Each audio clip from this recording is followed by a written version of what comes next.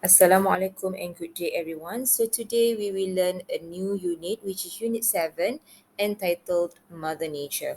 You can refer to page 97 of your Full Blast Plus 4 textbook. So first we want to discuss these two questions. Okay, so the question is, do you like spending time in nature? Why or why not? So there are two pictures here. You can see one person is having a good time at the lake and another person is hiking at the mountain.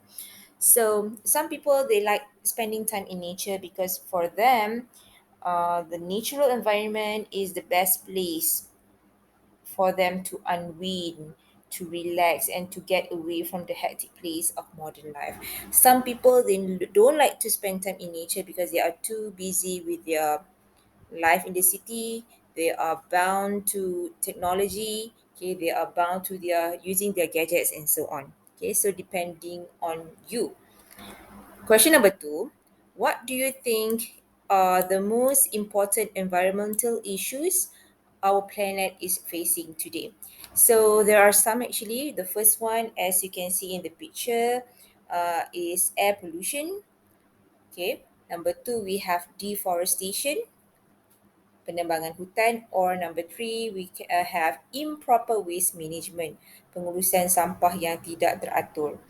Okay, so they are all important. Okay, there are actually more of this. Okay, they are all important because all aspects of the natural environment are interlinked. Okay, setiap benda yang ada dekat nature ni berkaitan rapat.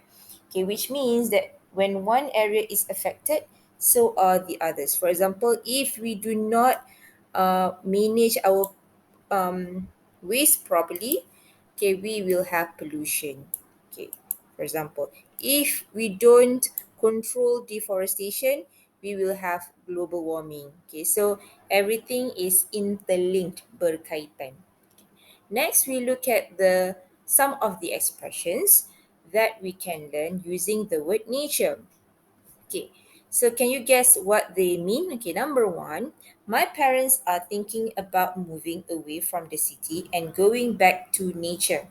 Okay, here going back to nature means to return to a simple kind of life in the country away from cities. So going back to nature tu ialah kembali ke zaman ke keadaan yang simple, tak menggunakan banyak gadget, mungkin di kampung-kampung, okay, kehidupan yang mudah lah, away from cities, lari daripada bandar. Okay, number two, Anang has lived all his life by the sea, so fishing comes as second nature to him. Okay, second nature pula, come as second nature means something that you do very easily.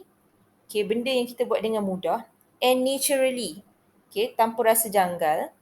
Okay, because it is part of our character or you have done it many times. So benda yang kita selalu buat tu is actually our second nature. For example, if you love um if let's say if you love painting, okay, you love painting, you are good at painting, so painting is actually your comes as your second nature.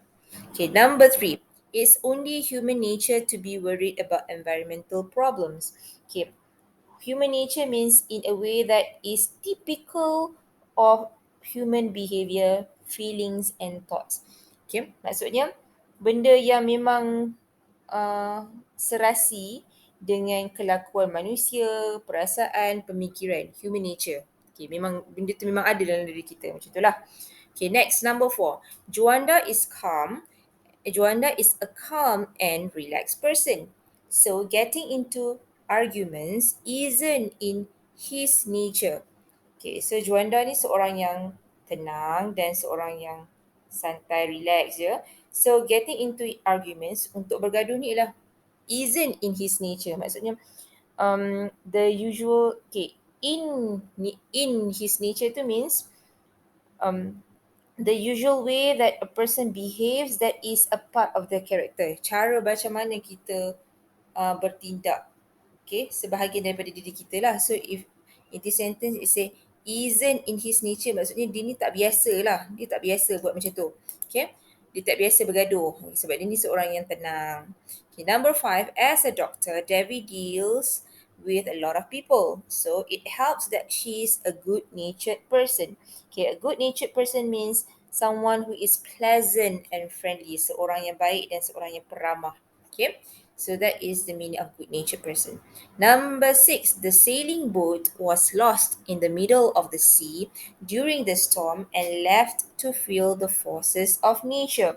Okay, the forces of nature means the way that things happen in the physical world when it is not controlled by people. The forces of nature tu macam kejadian alam semula jadilah. Okay.